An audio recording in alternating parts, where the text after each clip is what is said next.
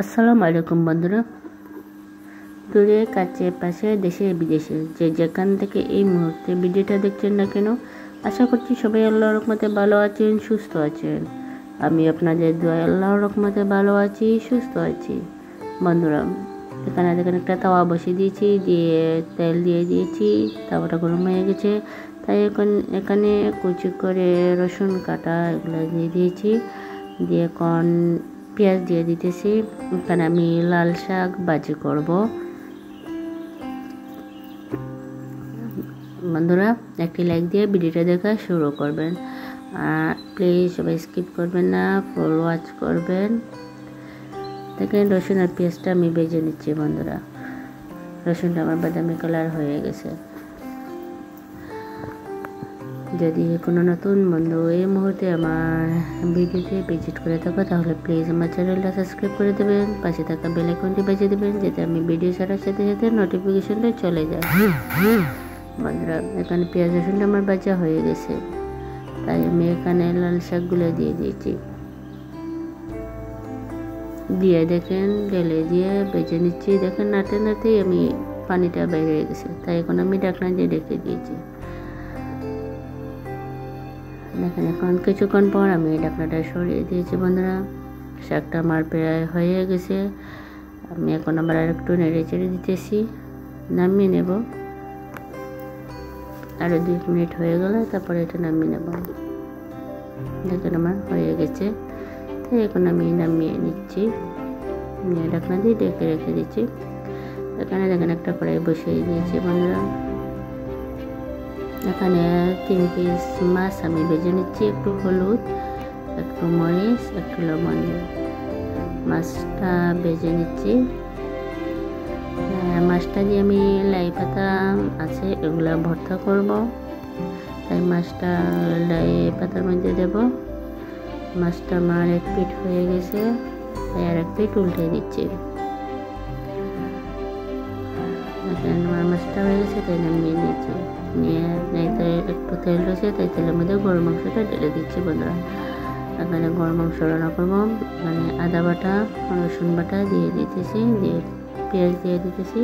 মানে যেটা সব মশলা আছে মশলাগুলো আমি দিয়ে দেবো একটা একটা করে। এখন দিয়ে দিচ্ছি তেল,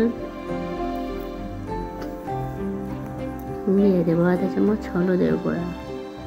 তো আপনারা আমার কথা তো বুঝতে পারবেন আমি অসুস্থ। বন্ধুরা, সবাই আমার জন্য দোয়া করবেন, যাতে আল্লাহ আমাকে তাড়াতাড়ি সুস্থ করে দেয়। এখানে দিয়ে দিচ্ছি ধনিয়া গুঁড়া, দিয়ে দিচ্ছি মরিচের গুঁড়া, এখন স্বাদ মতো লবণ দিয়ে দিতেছি, দিয়ে আমি এখন নেড়ে চেড়ে দেবো।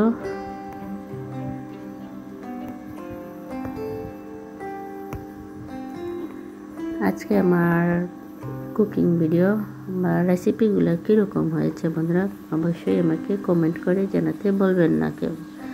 এখানে আমি দালচিনি, এলাচি, লবঙ্গ, মরিচ এগুলো একটু দিয়ে দিতেছি।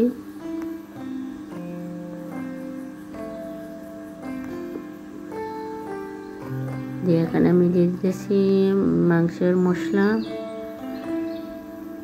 দিয়ে আমি আবার নেড়ে চেড়ে দিতেছি।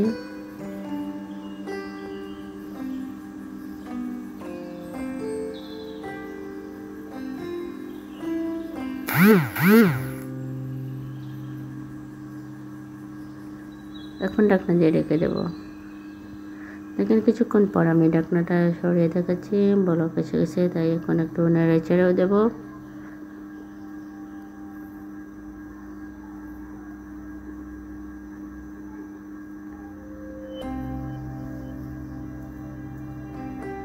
আবার আমি ঢাকনা দিয়ে রেখে দেবো। বন্ধুরা,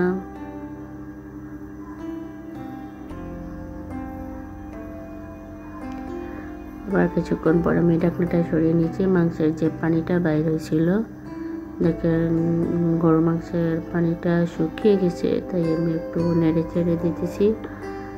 দিয়ে এখন আমি পানিটা দিয়ে দেব,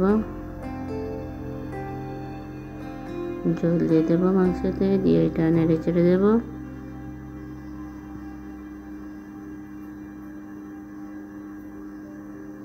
এখন আমি ঢাকনা দিয়ে ঢেকে দেবো।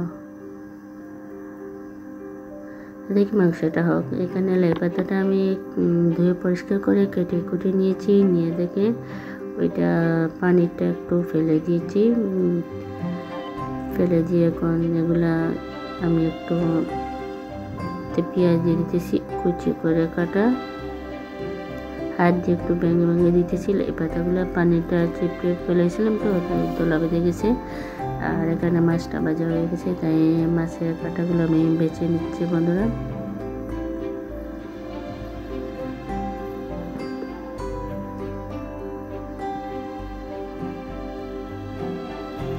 আমার মাছটা ভাজা হয়ে গেছে, তাই এখানে আমি স্বাদ মতো লবণ দিয়ে দিয়েছি, দিয়ে পেঁয়াজ লাই পাতা ওগুলো একসাথে মেখে নিচ্ছি।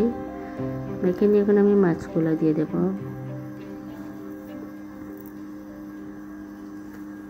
দিয়ে এটা ভালো করে মেখে নেব।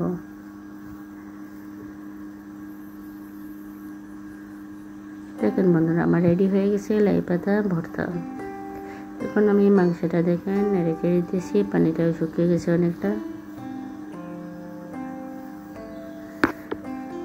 এখন একটু জিরার গুঁড়া দিয়ে দিতেছি, দিয়ে নামিয়ে নেব। আমার মাংসটাও হয়ে গেছে।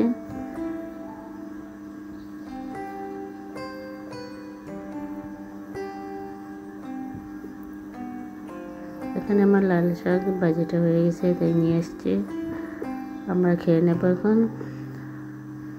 এদিকে মাংসটা হয়ে গেছে, তাই মাংসটাও নিয়ে আসতেছি। সবাই ভালো থাকবেন, সুস্থ থাকবেন, টাটা। আজকের মতো বন্ধুরা এখানে বিদায় নিচ্ছি। আল্লাহ হাফেজ, আসসালামু আলাইকুম।